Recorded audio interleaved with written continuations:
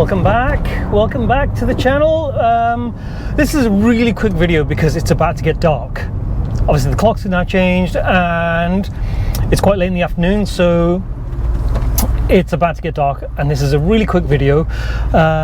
Firstly, just a quick rant about technology. It takes me flipping ages to get my camera set up, and which is half the time that's why I don't do a video, because I start setting it up and I think, oh god, I haven't got time, I'm just going somewhere.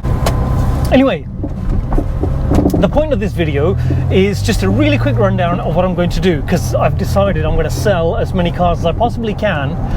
Before people get really excited and crazy and think, well, what are you doing? I'm not selling the 911. The 996, I'm too attached to it at this moment in time anyway, even though I don't actually have it at the moment. But more about that later. So anyway, quick rundown. Pongo, the Golf Estate, is going. I'm going to want £300 for that. It's a 2001 1.6 petrol Golf Estate. It's really crusty, really mucky, but everything works on it. I just drove up to see my mum up north, and I did 200 miles in a day up and down the motorway. Didn't miss a beat. The aerial is missing, and I've got one somewhere because I used to have a Polo and I bought an aerial for that and I forgot to put it on.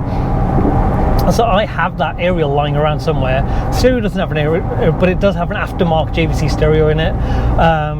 The window, it's got electric windows, central locking, power steering, electric sunroof. All of those work. It's got Lamborghini Huracan,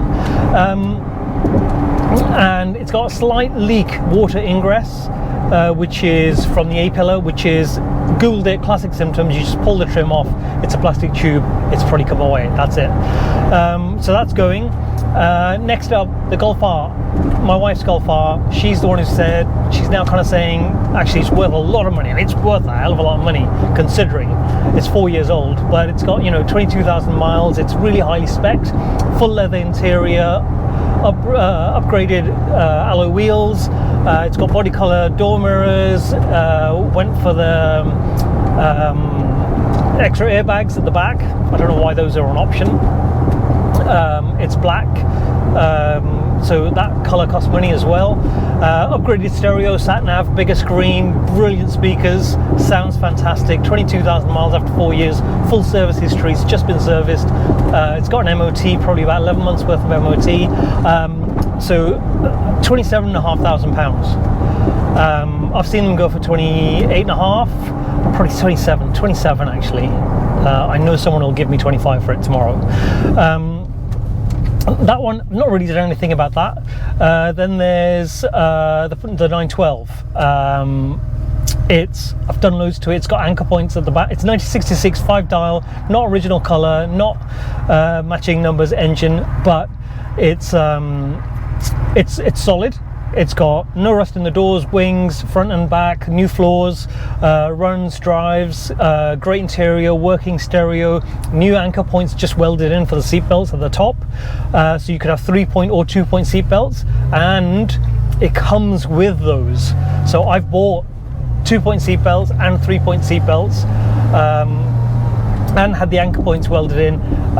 There's a mirror for the passenger side as well, that matches the driver's side, new old stock, so that's included as well. I mean, it's in great nick, works. It's got the Hart Fuchs original wheels, worth quite a lot of money, good tires. Doesn't have a spare wheel. It doesn't have the back seat pads, but it does have the back seat backs are in good nick.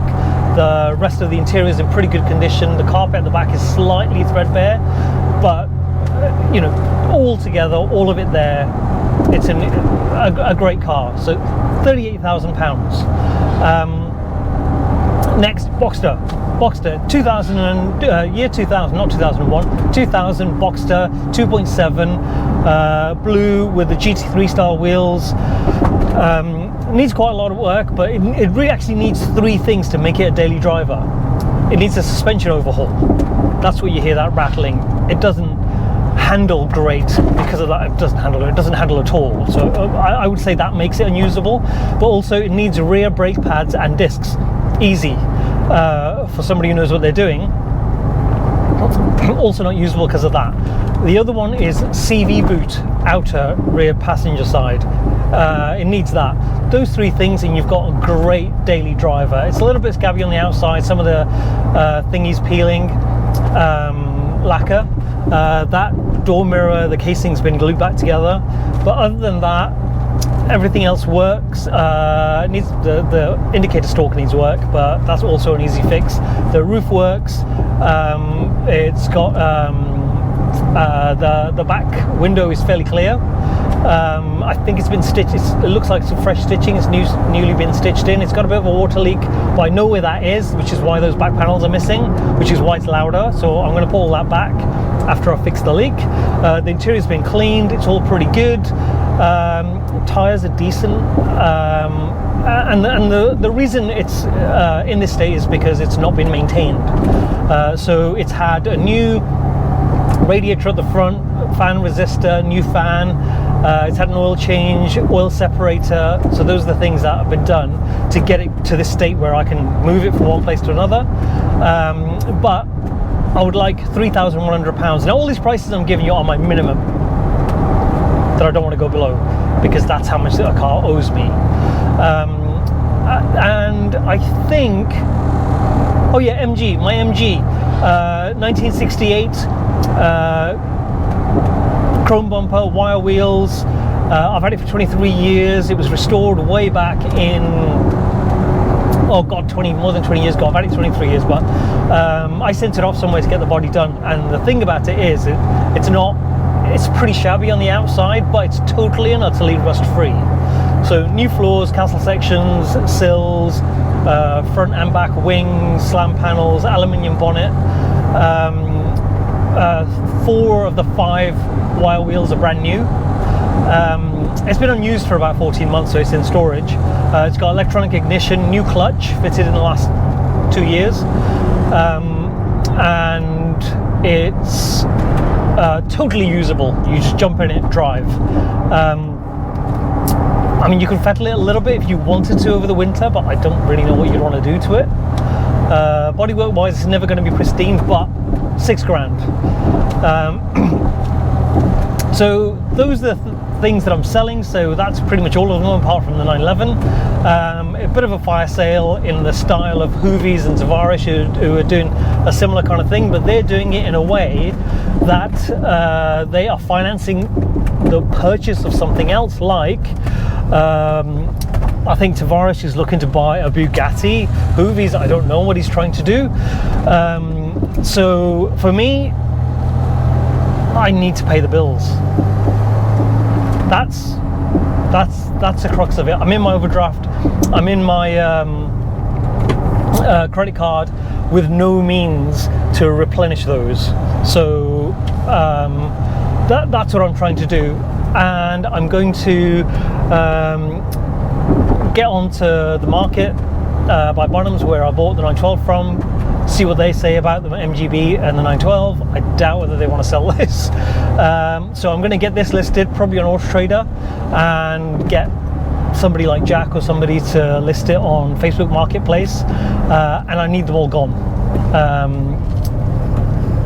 I just need to get to a state where I've got some money to pay bills, and not to say Christmas is cancelled.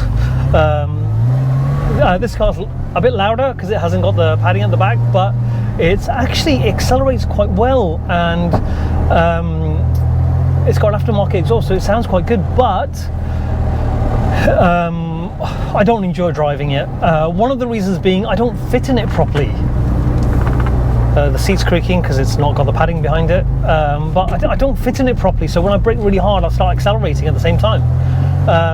My leg keeps getting caught into the steering wheel, so when I'm pressing the clutch and turning, my hand gets stuck against my leg. Weird, but it does sound fantastic. It drives great, but the water leak thing, if somebody wants it without me fixing the water leak and without me cleaning it, so I'm going to clean it up, properly clean up the outside, the wheels, because the wheels are a bit crusty, but they'll clean up quite nice, I think, because it just doesn't look like it's ever been cleaned. So anyway, that's it. That was my quick fire sale. Anyway, tune in next time. Thanks for subscribing, thanks for hitting like, and thank you for commenting, and catch you on the next video.